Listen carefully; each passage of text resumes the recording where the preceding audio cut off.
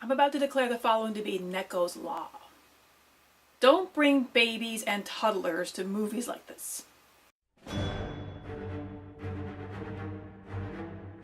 The first thing I want to mention is I know next to nothing about Infinity War, so that gives me an advantage because it allows me to focus more on the movie on its own rather than just on the source material.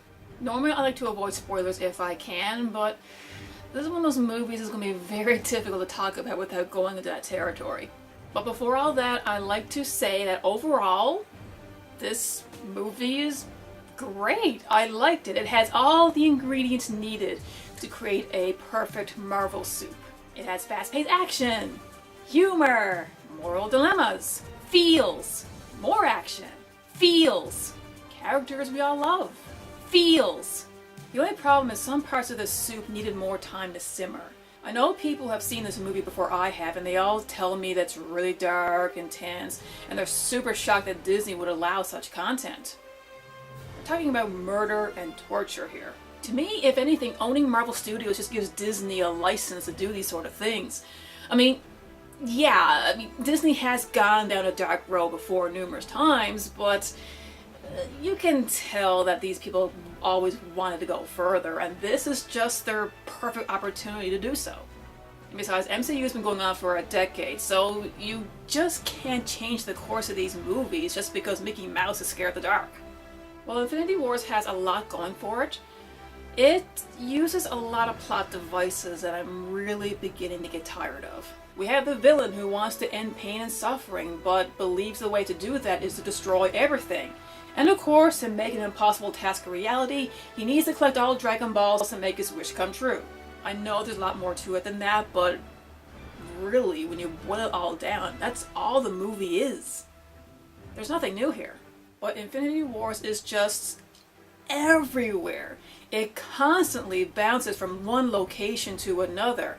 But it makes sense in this movie because we're seeing numerous groups of these Marvel characters teaming up to use different strategies to stop Thanos.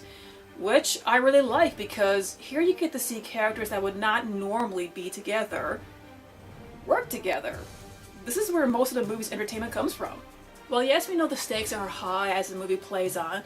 To me, it gets more real when we get to Wakanda because you can visually see the urgency of the situation.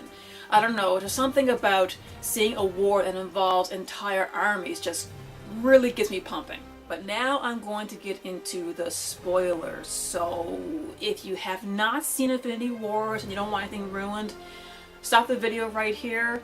So, yeah, ready? Here we go. As I mentioned earlier in this review, Infinity Wars uses numerous overused plot devices involving the villain and his means to achieve his goals. I will, however, give some credit to Thanos for his complexity, and it brings up a problem that is all too real, which is overpopulation. He claims that the source of suffering in developed societies is a lack of resources to accommodate him. He isn't exactly wrong, he just has batshit crazy methods. But instead of wanting to destroy all of existence, Thanos' plan is to assemble the pieces of his Millennium Puzzle to cull half of the universe's population. Yeah, explain to me how this is supposed to end all suffering, because there's a 100% chance of people mourning over the losses of their loved ones. And this brings me to my biggest gripe with Infinity Wars. Thanos obtaining the Soul Stone. In order to obtain this MacGuffin, Thanos is told that he must sacrifice someone he loves. He throws Gamora over the cliff, killing her, and he gets the stone. This makes no sense. Really, just think about this. If Thanos has genuine love for Gamora, he would not have killed half of her people, he would not have tortured her adoptive sister, and most importantly, he would not have thrown her over a cliff. Now I know you're about to type into the comments, but Scarlet Witch loved Vision and she killed him to save half of the universe. Bullshit. This is not the same thing. Scarlet Witch and Vision have a genuine love for each other, and though she refuses to destroy the Mind Stone and kill Vision, he insists that she do it because his love for her wants her to survive. The reason Scarlet Witch agrees to do it at the end is because she loves Vision enough to respect his request and cares for what will make him happy. This did not happen between Thanos and Gamora. She hates her adoptive father, and she begs him not to kill her, but he does it anyway. That's not love, people. That's selfishness. When Gamora died at the bottom of the cliff, the Soul Stone should not have showed up. And no, I don't buy the crocodile tears that Thanos was shedding, because you can tell that those were a result of regret. That is not the same thing as love. When the Red Skull said that you need to sacrifice someone you love in order to obtain the Soul Stone, I was all like, this is brilliant. This is why no one can obtain the stone, because it's the subject of a riddle that cannot be answered. But no, he kills someone that he claimed to have love for and gets it anyway. Yeah, Marvel, talk about a wasted opportunity here. I will give a lot of credit to Marvel for how they ended this movie. I have never seen an audience around me so gobsmacked at what they saw, and I swear, everyone was completely silent when they left the theater. Kudos, Marvel. That kind of ending took balls.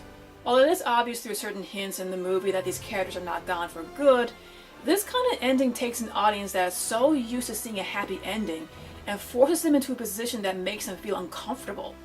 Witnessing the villain achieve victory is something you don't see in comic book movies. And to me, that is Marvel's way of putting even more trust and respect into their audience, because endings like these can be risky. Anyway, that's all I had to say about Infinity Wars. Overall, it's a great movie. I still recommend it. I'd say go check it out, but I'm pretty sure you already have. So anyway, this is Chippy Neko, signing out.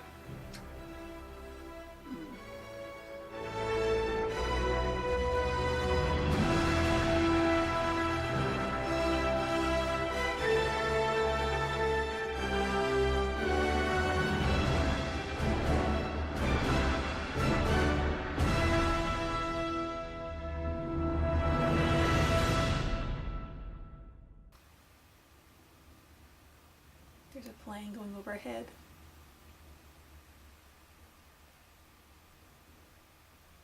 That's what happens when you live close to an airport.